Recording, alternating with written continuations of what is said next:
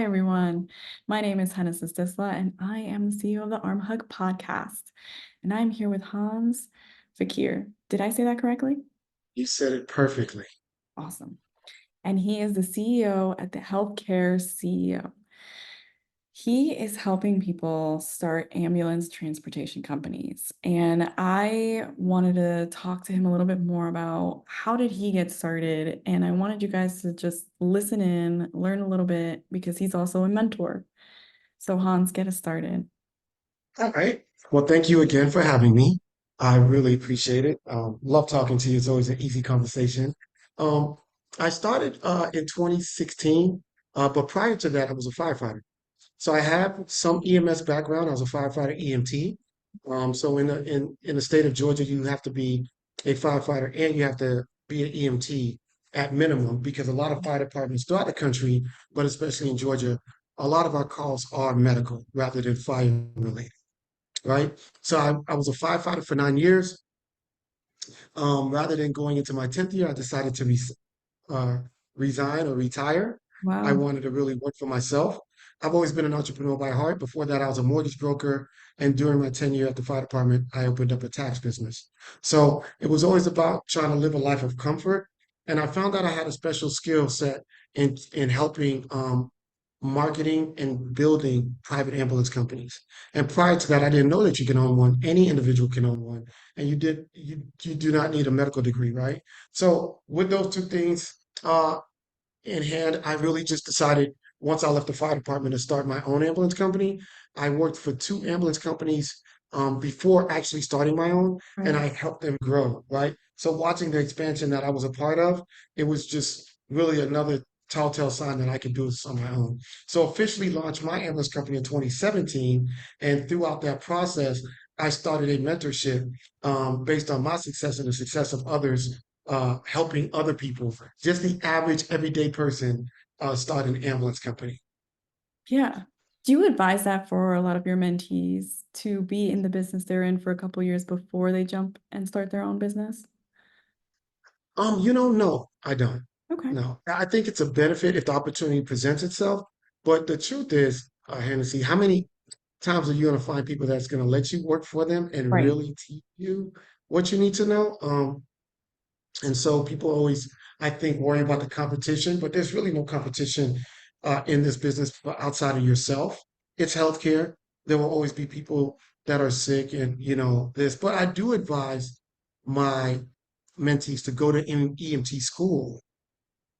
It's not a requirement, but it does give you an edge on the knowledge, right? Knowing more about the industry that you're in, being an owner operator, you can get on your own ambulances if somebody calls out. You can Wow. help eliminate your salary, cost by getting on the ambulance yourself. And while you're on the truck, you can market and promote while you're picking up patients. You can grab your supplies, marketing supplies, and use that time to help get your name out there. So there's just a lot of benefits to being an actual owner operator and being an EMT as well. Yeah, your experience definitely helped. And so Yeah. you mentioned having experience as a firefighter, and getting all of that training. So if people want a fast pace today, which is happening a lot, everybody wants to move quicker and do things faster. What's advice you have for people to slow down? Yeah, I think in this industry, it's key that they slow down, right? You're an ambulance company that has a lot of levels of importance to it, right? So you want to make sure that that you understand that you're in an industry that will be here from till the end of time, right? Unfortunately, we all have an expiration date. And as we get closer to that expiration date, illnesses come about, the ability to be our mobility Yep. is limited sometimes, for the most part. Or we know people within our family or in our inner circle that will need healthcare, certain one form of healthcare services at one point in their lives, right? So understanding that, knowing that, and embodying that, then you should really um, have no need to rush. Learn what it takes to be successful in this business because you're taking care of somebody's mother, daughter, father, brother. You're taking care of somebody's family member. So don't rush because if you rush, you're going to miss something. And whatever you miss can be vital to the the growth of, your business, or it could be a detriment to, your business closing down. So if I hired someone to transport my mother or father or my family member, I just want to feel confident that they know what they're doing. And that confidence only shows when somebody took their time and really learned the industry. If not, your patients, your social workers, your employees are going to see right through you that this industry is a transportation company industry, and we're much more than that. Right. Yeah. You know, you I, want to understand that if you embark in this business, you there's a good chance that you'll be in a line at Chick-fil-A and somebody will walk up to you and say, "Thank you for your service." You want to know why they're asking you, why they're telling you that, right? And the best way to do that is to just know this industry inside and out, and that takes time. Makes sense. Did you have someone like a coach or a mentor when you were starting? No, I spent a lot of money um, learning on my own, Wow. right? I was the true definition of an OJT, on the job training. A lot of money spent, a lot of time spent, and that is one of the reasons I started my mentorship, because uh, I could help people shorten that learning curve and save a lot more money by just not doing some of the things I've done. So I don't call them mistakes, but they're just lessons that help you build on creating the right curriculum for people. Yeah. Because you mentioned that this mentorship program is for the ambulatory company. Is that right? Yes. And then what are the qualifications for it? Like, is there a set time that you need to have with your mentees? Is it one-to-one? Is it a classroom? You talk You a know, little. there's different levels. I have an online course that people can take. And Nice. I always tell them, hey, the online course is everything from beginning to how do I start an ambulance company?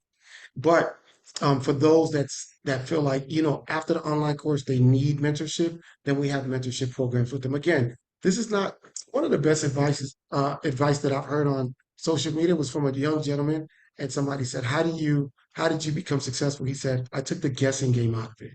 I found somebody who did what I wanted to do, and I just asked them to teach me. And Yeah. so why guess? Why not figure it out? And if it's not me, find somebody that is willing to show you how to start an ambulance company. That will, again, uh, on the other question you asked, shorten the time that you want to get in this business, but also just help you eliminate mistakes. So I did not have a mentor, but I am a mentor for people throughout the country. Yeah. And I can definitely talk to that because Hans is always ready and prepared to talk to people. So Mhm. definitely somebody that is going to sit with you or at least tell you whether or not they're available. I get a Yeah. lot of emails of folks that basically are saying that their mentors, they're not responding immediately. So can you talk a little bit about how busy you are in your personal life as well and your professional? How do you balance them? Trial and error. That was a lot of, hey, you want to bless people and give them all your time. But the reality is, I have two kids in college. I have a 8-year-old, and so I have to Oh, limit that, right? But I've been on the other side of the tracks, and I've found people on social media that are teaching a great program, and I want to know everything about it, whether it's credit repair to real estate, and it's impossible to get in touch with that person. And then now all the momentum that you had is slowly, you know, hmm. dwindling away because it's like, oh, enter our 4-step process. Well, there's a 4-step process to get into their 4-step process. You got to talk to their assistant that puts you on a training call. And it's like, and I understand that everybody has their system, but I think the disconnect is when people sell mentorships and they're not. They're selling systems, right? And they're selling a guide. What I do believe, and everybody has their definition of mentorship, a mentorship, especially in what I do, needs a lot of one-on-one, right? So it's very difficult to answer your question to find that balance because Right. my team has told me I can't be that accessible. But I haven't found a happy medium yet where I cannot be accessible to the people that hired me, right? You have to you have to be all in. Think about this. It's hard enough starting your own business, but you're mentoring several other people. That comes with a lot, but we make it work. And um, I schedule times weekly to meet with everyone, but also I tell my mentees, if there is a question, feel free to text or call. Just be respectful about my personal time. Don't call me after 8. Don't call me before 6 a.m. You can text me anytime, but I'll respond because I don't want you to forget the question, and then I'll respond when I get a chance. So as long as I set certain parameters, my mentees can call me all the time. I want to make sure that whenever they have a question, I don't have to say, hey, you have to join a group call. Or, I want to say, yeah, go to this website or do this or do that. So I'm accessible or available all the time for my mentees. And that's just a balancing, that's just something that I have to do. Well, I'll tell my assistant, hey, I'm not available at this time, or reach back because I do make sure I have that time to spend with my family as well. As you should. And another question I get is marketing. Do you help with marketing the companies? Do you help with how to start any social media Yes, content? I will give people everything that I've done to become successful. But for those that ask, hey, do you mind going marketing with me for the first time? I definitely do that. And I'll fly out and show Oh, people how easy it could be. Yeah, I've done that in Jersey. Well, I'm actually going to Philly next week, and I'm just going to show people how we do this. So I do help with that initially. that's awesome. And then what kind of budget do people need to have, you think, or should they have a job and start this? Because people are trying to figure out, well, how do I finance anything new that I want to do, which is new training and take classes, get qualified before I start this business, and then I have to start paying business expenses. I mean, like any business, you want to have a certain amount of capital. Now you're buying ambulances, so you know those things can range from $20,000 to 100,000, right?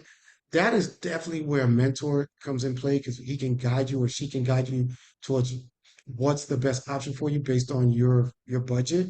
But nowadays, you have so many options for financing. You have a lot of options for people to get business funding. So even if you were to front the capital initially, and you keep good bookkeeping, then apply for business funding to reimburse yourself, right?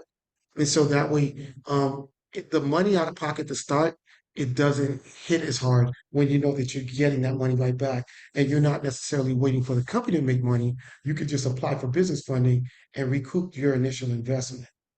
So I tell people that that question varies depending on the individual. Now, if somebody says, hey, I just want to know if I want to start right now without financing, then I would tell them 80 to 100,000.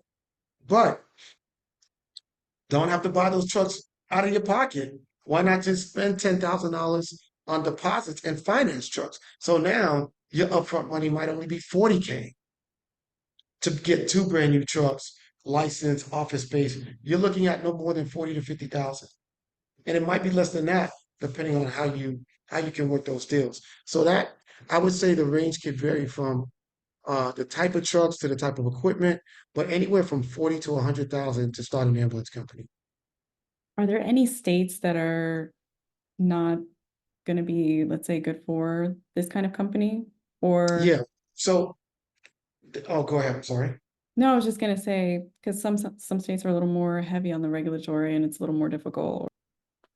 States like Florida and Texas, you have to get voted in, or there's a process for you to get in. And so, anybody who's interested in doing this, I would say even before you get a mentor, you want to find out with that state if they're even allowing new providers, new ambulance services. And sometimes the best way to just find out is when you call the Department of Health or the Department of EMS in your state.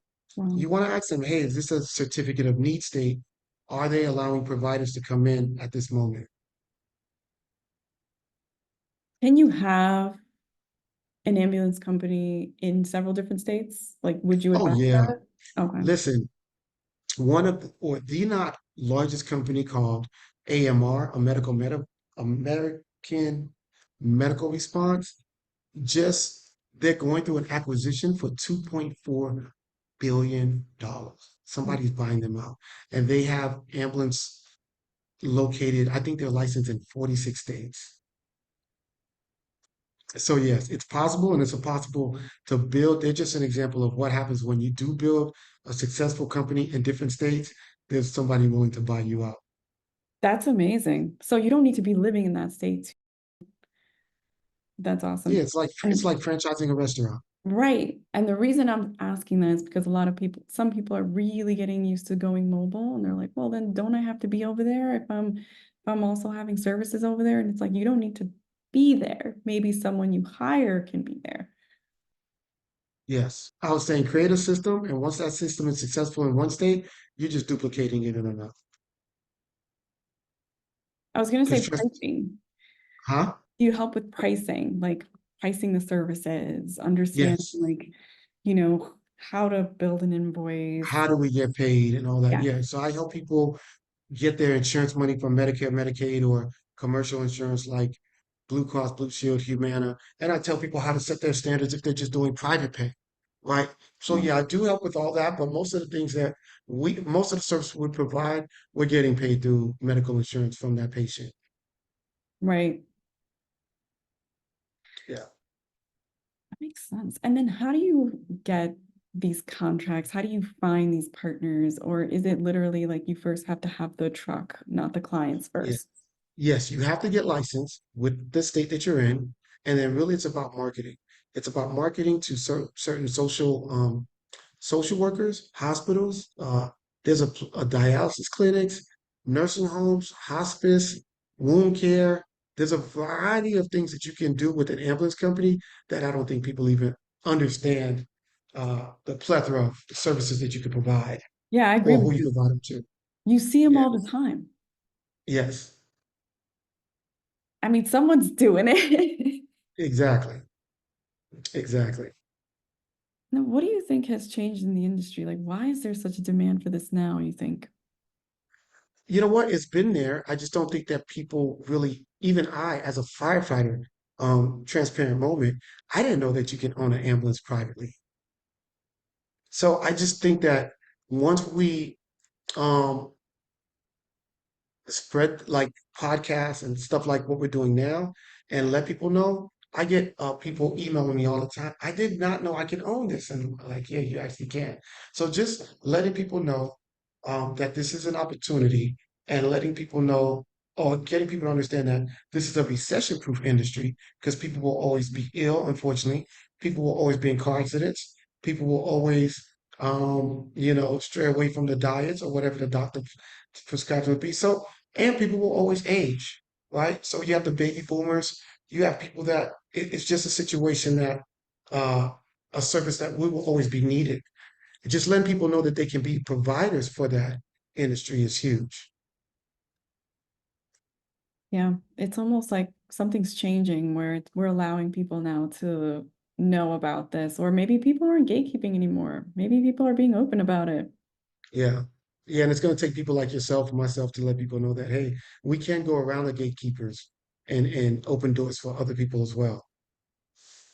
Have you seen some people that you've mentored that have become very successful and maybe, Yeah. oh, that's good. Yeah, definitely. I'm hopefully my guy Byron's gonna be opening his doors in Jersey. One of my friends, Mikhail Britt, he surpassed me. At one point he was at 12 ambulances. So yeah, I've seen people do great and people even open the doors like from just what I've shown them. They've opened up their own home healthcare agency and really got into the healthcare industry in, and just really blossomed. Yeah, they expanded. Yes. What other services can you provide, you think, with the licenses and certificates that you get with an ambulance company? Sure. Again, you can provide services as far as transportation, but you can do movie events. Wow. You could do parts, like if there's a concert. So you can do concerts, you can do parades. Your city will tell you like all the services that require for people to have EMS. So let's say, for instance, you were doing, where are you calling me from, if you don't mind me asking? Calling you from New York. Okay, so let's say in New York, you say, hey, I need to rent out Central Park, and you're going to go to the county or Central Park's located and say, hey, I need this section. They're going to say how many people you expect, and they'll say anything over 5,000, you're required to have a certain amount of law enforcement, a certain amount of EMS. And most of the times, you're not going to go to the actual New York Fire Department, you're going to go to a private, right? So parks, movies, sporting events, those are some of the examples of other things that you can do. Yeah.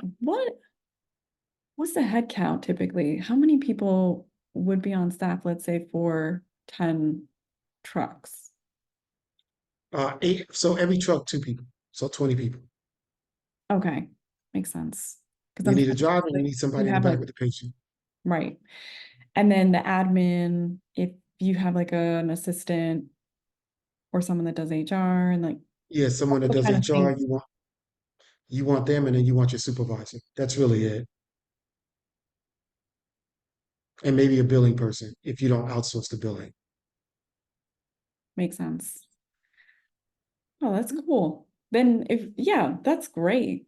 I'm trying to think of like how people would start one and then you can honestly just get a group of people who probably work together and decide that they want to just start a company together.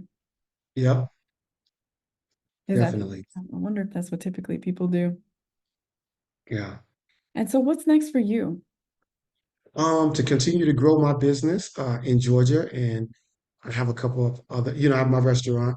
I'm just working on getting that franchising, and then taking this mentorship to the next level. Like right now, I did a partnership with a company in Nashville, and so the mentorship is going to expand to people from South Florida all the way to Portland, Oregon. So we're taking this thing nationwide and to really expose the everyday person to this industry and let them know that there's a possibility for them to get into healthcare without a medical degree. Yeah, this is so cool. I mean, from the last time that I spoke with you, it's like seeing how much it's grown and seeing how much you're doing and you're still doing. Yeah.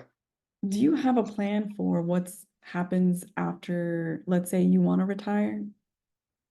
I don't want to do anything.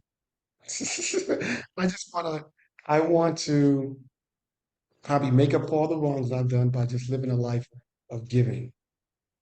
So I would pop up on a mentor or a mentee and see if I could help them. Maybe if I see somebody that's interested in starting a business and I'm in a financial place, maybe I can gift them supplies. I just really want to be a blessing to other people. You want to be in a position where you close your eyes for the final time and God says, "Good job." And maybe he'll give me a pass on all the crappy stuff I've done. Any advice for people that are thinking about trying but are scared? Yeah, you're gonna die.